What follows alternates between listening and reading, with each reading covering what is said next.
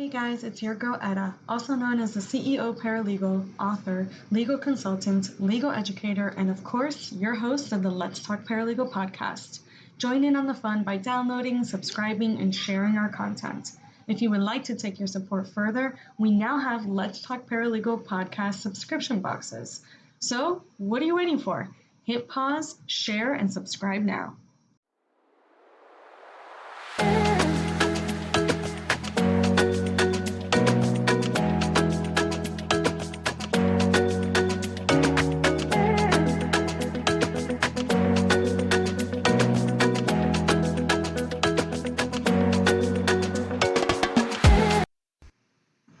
In this episode, I'm going to take you on a paralegal journey starting from the 1960s until now. On November 22nd of 2022, I wrote a LinkedIn article called What is a Paralegal? At that time, I did not know how much of an impact it would have made to my followers. Since then, I have received thousands of inquiries and feedback on this article because I went through the diversity of the paralegal role and do what I do best, add my magic. Listen in for more.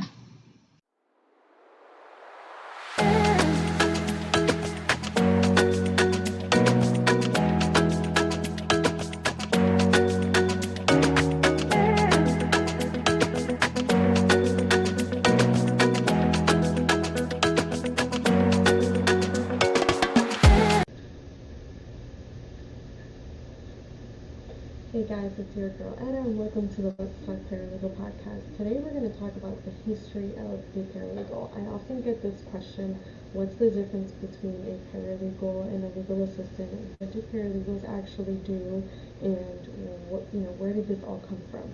So in order to tell you where we are going, where we have been, we have to start from the beginning. So without further ado, let's get into it. So we're going to start in the 1960s, which was relatively not long ago, right? We're talking about a couple decades ago, even though for some of us that may seem like centuries. So it all started in the 1960s, and get this, I found this amazing article, which I will post the link into the description. It was done by a college student in a book called Regulations of Paralegals and Ethic Guidelines for Paralegals, and this is one of the chapters in that book. But it was really amazing to see that it was written by a paralegal, which is very rare nowadays. Most of the things that are written of paralegals are not by paralegals, which I find that really weird. But in this case, it's amazing. It's really refreshing. And I love how they wrote this, so I'm actually going to quote it. Again, this is from A Brief History of the Paralegal Profession, Chapter 2 of Regulation of Paralegals, Ethics Guidelines of Paralegals. So what they were saying is the reasoning as to why the paralegal role was actually even created.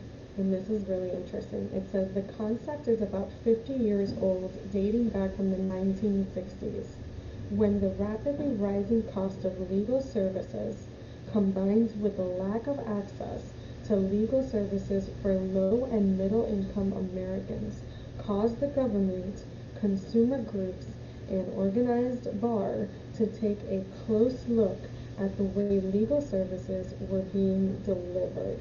And the response to this demand was on the federal government level is where they created the Legal Services Corporation.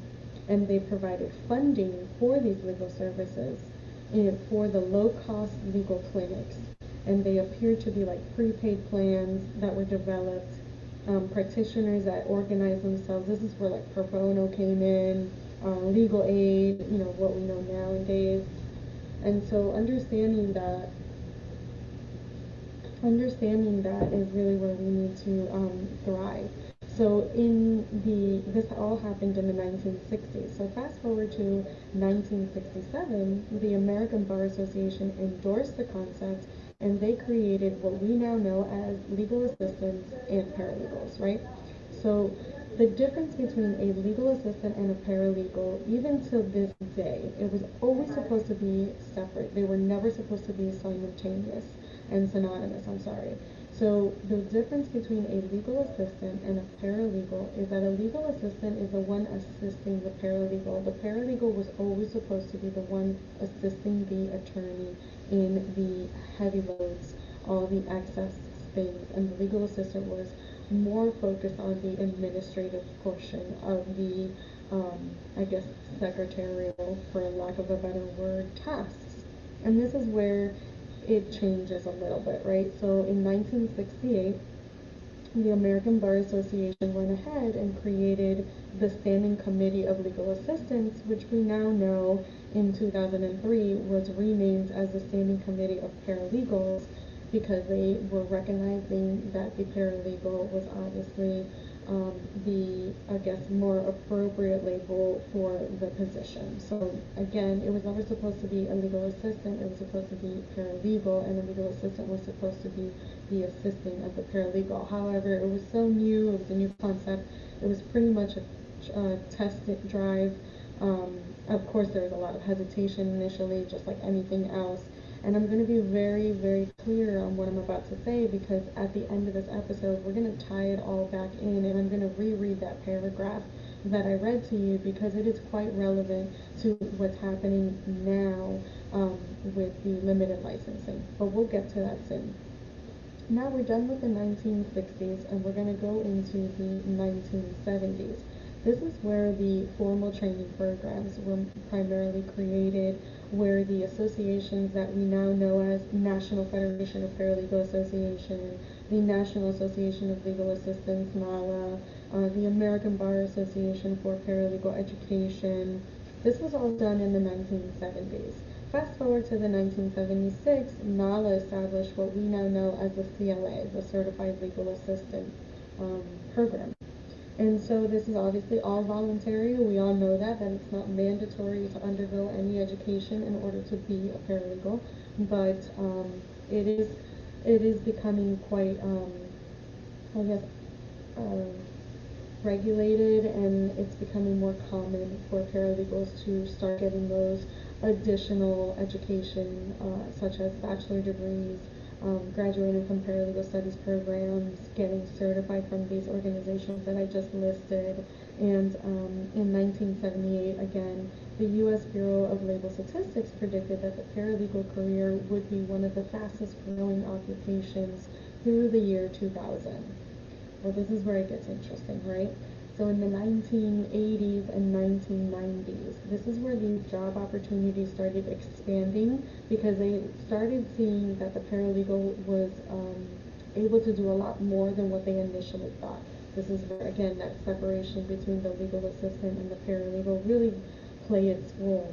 And so they started going into I guess, more diverse programs, right? So they had the Legal Assistant Management Association. They had the International Paralegal Management Association, because now they have these paralegals that have been with them for a long time, managing these newer paralegals that are coming in, learning. And by newer, I don't mean younger. I mean just new at the trade, and new at the gaining the experience, right? So by no means am I talking about age in any way, shape, or form throughout this entire episode. And so during the 1980s in specific is where the paralegals began actually freelancing, which is kind of one of my things that we talk about a lot on the Let's Talk Paralegal podcast. And this is where they start handling specialized matters for attorneys. And it's as needed, very independent, contract based. And this is where the paralegal role really starts to morph into something else. And so notice that it went from the 1960s, very heavily regulated by the ABA programs. Most of them are certified through the ABA, as we all know. A good chunk of them are not being mandatory at all, always voluntary. And then now we're getting into the 1980s, where the freelancing comes in, and the contracting and the independent work starts really creating its foundation. And it was mostly done initially during the probates.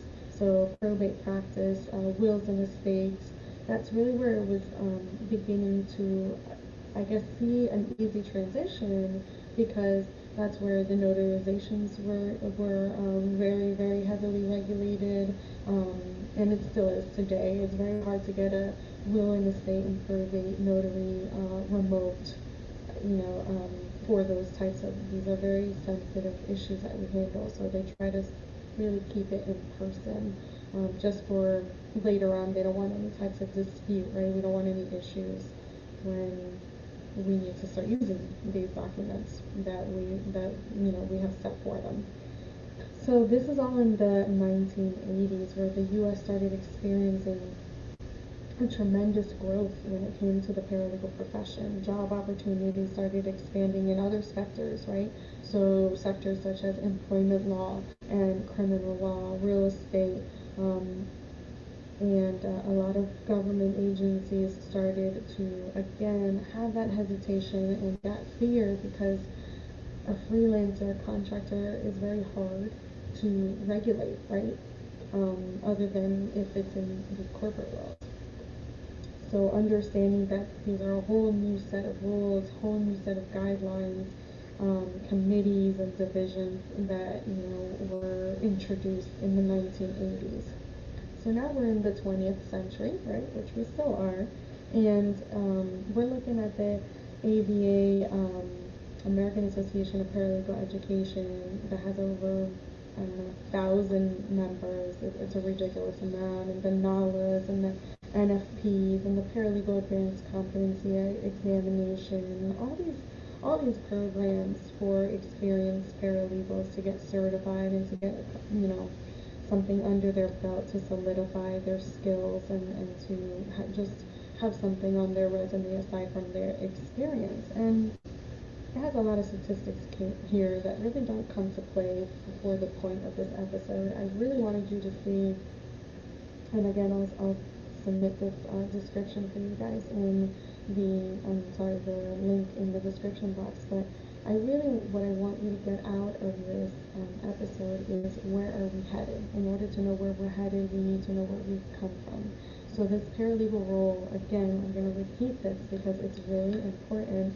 It says here that in response to the need of the legal services of the federal established of the Legal Services Corporation, they provided these legal services for low-cost legal clinics, right?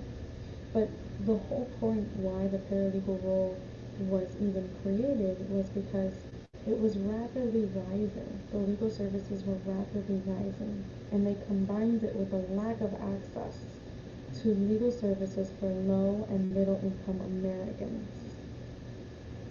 Ladies and gentlemen, if you haven't been paying attention, this is what's happening now, right? We're still having this issue 4 or 5 decades later.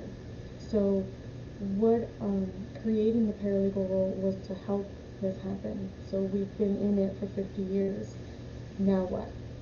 So this now what are these limited licensing paralegal programs that are happening in the 7 states right now. The latest one being of August 2024 from Texas. Washington didn't renew due to mostly lack of budget.